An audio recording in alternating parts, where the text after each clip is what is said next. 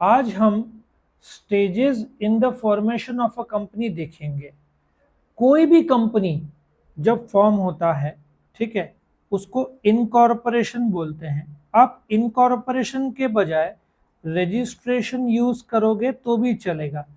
America में Apple ink है, वो लोग वहां पे इनकॉर्पोरेशन नाम यूज करते हैं। इंडिया में एप्पल प्राइवेट लिमिटेड है, Apple India private limited. So India में कंपनी का रजिस्ट्रेशन होता है तो वर्ड कौन सा यूज होता है? लिमिटेड, इंडिया में। और अमेरिका में इंक मतलब इनकॉर्पोरेशन यूज होता है।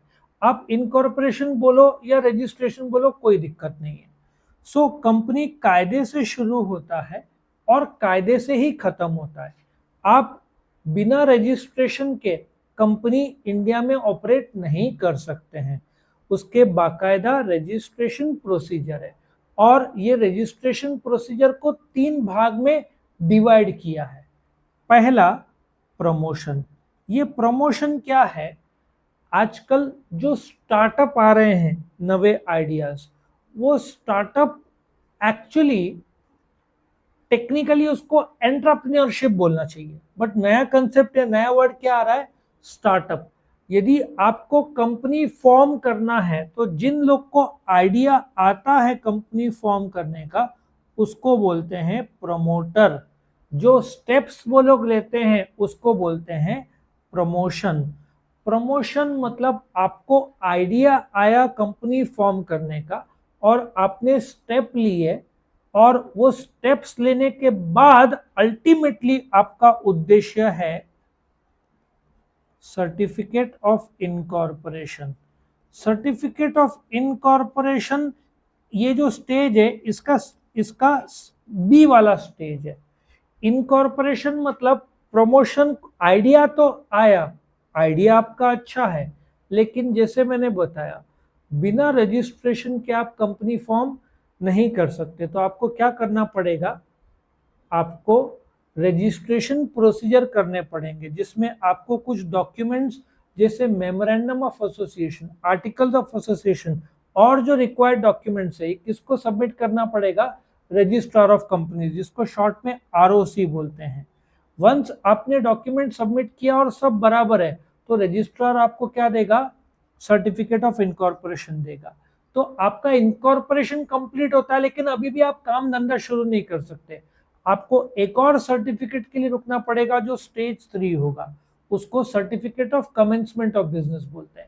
वो मिलने के बाद आप काम शुरू कर सकते हो। आया समझ में? तो आपका स्टेज इंफॉर्मेशन यहाँ पे खत्म होता है, और यहाँ पे आपका बिजनेस एक्चुअली शुरू होगा।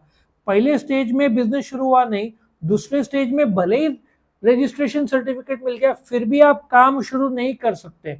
आपको तीसरा स्टेज लगेगा। ये 3 स्टेज के बाद आप शुरू कर सकते हो। और यहाँ पे क्लियर बोला है, कोई भी लॉफुल पर्पस। अभी महाराष्ट्र में बीफ बैंड है, आप एक कंपनी खोलते हो, गुटखा भी बैंड है, गुटखा या बीफ बेचने के लिए, तो आप नहीं कर सकते हो। दूसरा, मिनिमम 7 प्रमोटर्स बोल रहे हैं, ऐसा मत लिखो। ऐसा लिखो, स्टार्ट इससे करो, 1 पर्सन कंपनी के लिए कितने लोग लगेंगे? 1।